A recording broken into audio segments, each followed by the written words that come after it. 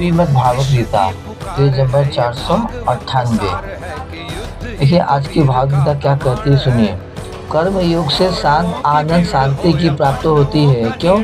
क्योंकि संसार के साथ संबंध होने से ही अशांति होती है। यदि आप संसार के साथ संबंध बना ले तो आपको शांति कभी नहीं मिलेगी। कर्म योग से संस्कार का संबंध विच्छेद होने से शांति प्राप्त हो जाती है।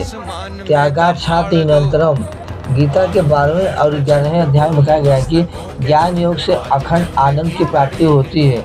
अखंड आनंद को निजानंद भी कहते हैं। क्यों? क्योंकि वह अपने स्वरूप का आनंद है। निजानंद में जीव का ब्रह्मा के साथ साधर्य हो जाता है। अर्थात जैसे ब्रह्मा सच्चित आनंदवन स्वरूप है, ऐसे ही जीव भी सच्चित आनंद स्वरूप हो जाता है। मम साधर्य मम गाता, अर्थात गीता के 14वें और दूसरे में बताया गया कि यद्यपि निजानंद को प्राप्ति होने पर साधक में कोई कमी नहीं रहती, फिर भी जिसके भीतर भक्ति के संस्कार हैं और भगवान की कृपा का आश्रय है, उसको निजानंद में संतोष नहीं होता। उसके भीतर आनंद की भूख रहती है। अतः भक्ति योग से आनंद की प्राप्ति होती है। निजानंद तो अंश स्वरूप का आनंद है, पर आनंद अनंत अंशी भगवान का आनंद है। यह सिद्धांत है कि वस्तु के आकर्षण में भी जो सुख होता है वह सुख वस्तु के ज्ञान में नहीं होता।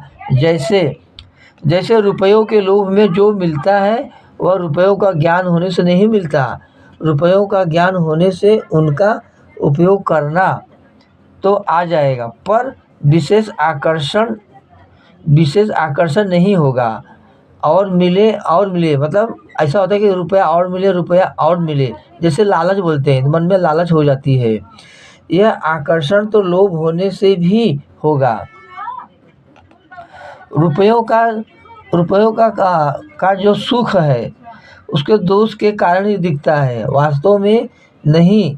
पर भगवान का आनंद निर्दोष प्रेम के साथ कारण होता है, जो वास्तव में है। कारण कि भगवान का ही अंश आकर्षण होता है। जैसे पृथ्वी का अंश होने से ऊपर फेंका गया, यह सिद्धांत है कि ऊपर फेंका गया पत्थर स्वतः